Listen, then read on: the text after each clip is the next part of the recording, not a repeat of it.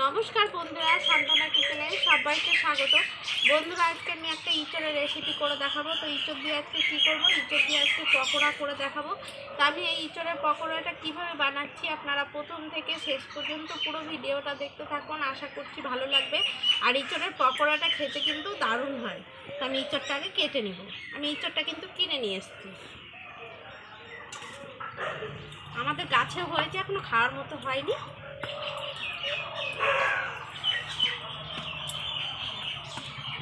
আমি প্রথমে হাতে তেল দিয়ে নিলাম।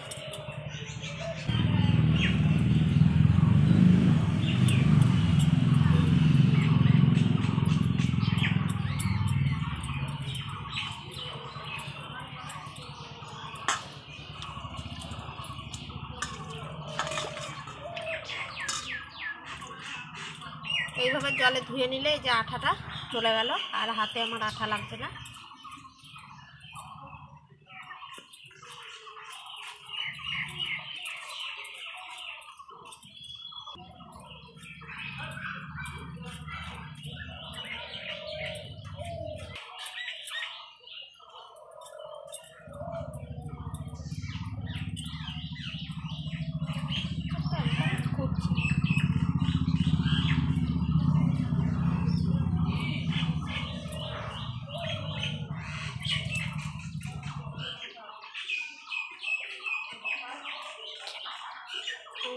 ছোটো ছোটো করে পিস করে নিব, তাহলে সেদ্ধটা হয়ে যাবে তাড়াতাড়ি। ছোটো ছোটো করে কেটে নিয়েছি ইঁচড়টা, তো আমি ভালো করে ধুয়ে নিয়ে আসবো। আমি জল বসিয়ে দিয়েছি, এখন ইঁচড়গুলো দিয়ে দিচ্ছি, সেদ্ধ করে নিব।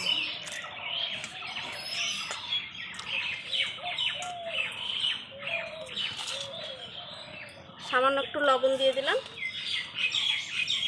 আর হলুদ গুঁড়ো।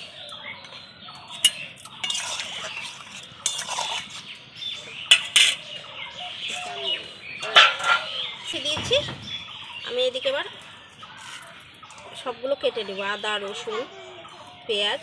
তো এই যে আদা কেটে নিচ্ছি,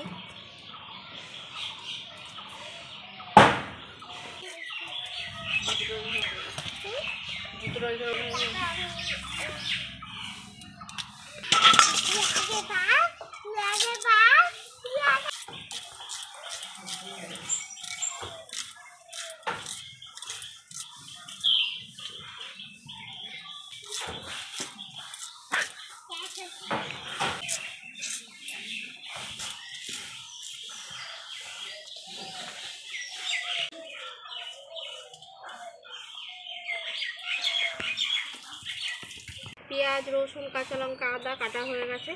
তো আমার এদিকে জলটা ফুটে গেছে, আমি এবার ঢাকা দিয়ে ইঁচড়টা সেদ্ধ করে দেবো। ঢাকাটা তুলে নিচ্ছি।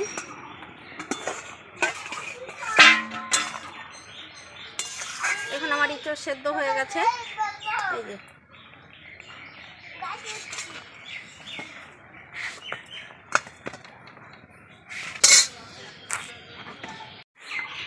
আমি এবার জল থেকে ছেঁকে ছেঁকে তুলে দিচ্ছি।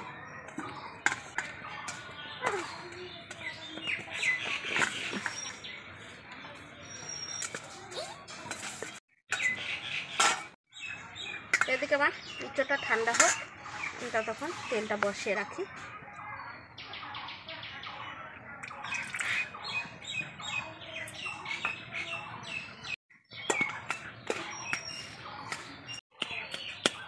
খুন্তি দিয়ে ভেঙে ভেঙে নিচ্ছি, তাহলে তাড়াতাড়ি ঠান্ডা হয়ে যাবে আর ইঁচড়টা ভালো সেদ্ধ হয়েছে।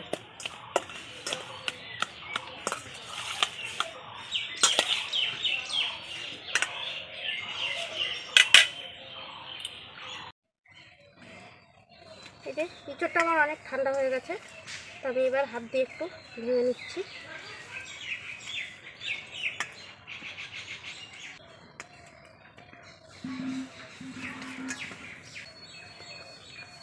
নিয়েছি, দিয়ে দিচ্ছি হলুদ গুঁড়ো। এখানে আছে আদা জিরা আর ধনা আর রসুন একসঙ্গে বাটা।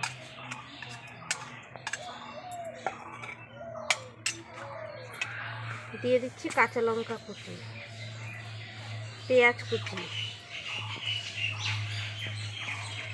এটা হচ্ছে লঙ্কার গুঁড়ো, গরম মশলা গুঁড়ো, স্বাদ মতো লবণ, একটা ডিম, খোসা পড়েছে,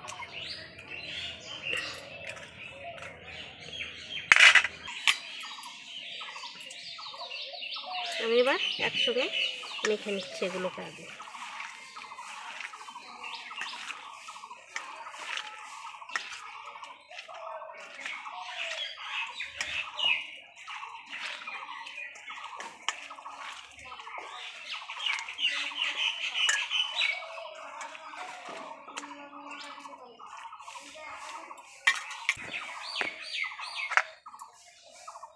এবার দিয়ে দিচ্ছি বেসন,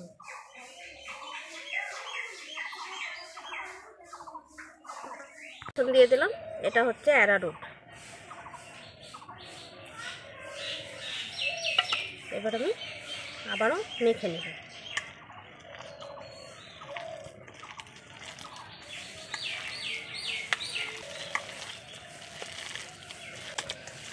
আমার ভালো মতো মাখা হয়ে গেছে, তেল গরম হয়ে গেছে, আমি এবার ছেড়ে দিচ্ছি পকোড়া।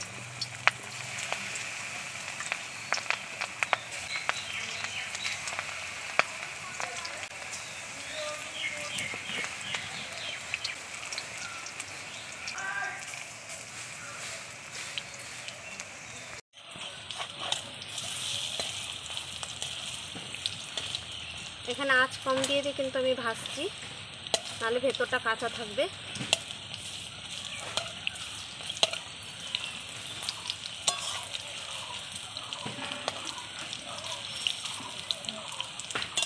আর এই পকোড়াটা খেতে একদম মাংসের মতোই লাগে, মনেই হবে না যে। এই যে আমার এখানে লাল লাল করে সুন্দর করে ভাজা হয়ে গেছে, আমি এবার তুলে নিচ্ছি।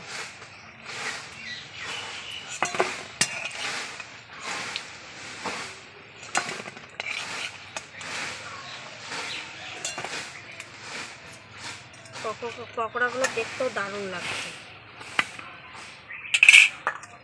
আমি একইভাবে আবারও ভেজে নেব।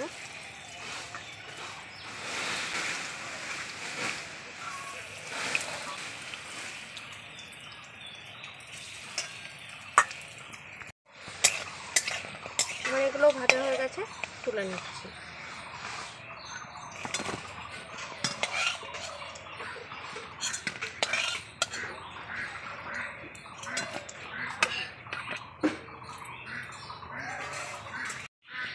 আমার এখানে পকোড়াগুলো ভাজা হয়ে গেছে, আর কতটা সুন্দর হয়েছে এই যে।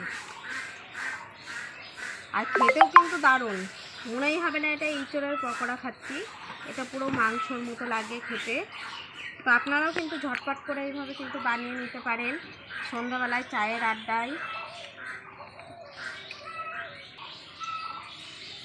সন্ধ্যাবেলায় চায়ের আড্ডায় এরকম পকোড়া হলে আর কিছু লাগবে না, চায়ের সাথে জাস্ট পকোড়া দারুণ খেতে লাগবে। আবার যদি মনে করেন যে চা দিয়ে খাবেন না, সস দিয়েও খেতে পারেন, তো আমি আজকে সস দিয়ে খাবো। পকোড়া থাকলে আর কিছু লাগবে না বন্ধুরা, চায়ের আড্ডা জমে যাবে। তো এই যে আমি একটা সস দিয়ে খাবো, সস দিয়েও খাওয়া যাবে, শুধু খেতে পারেন, চা দিয়েও খেতে পারেন, অসুবিধা নেই। কিন্তু খেতে দারুণ, যেভাবেই খান খেতে খুব ভালো লাগে।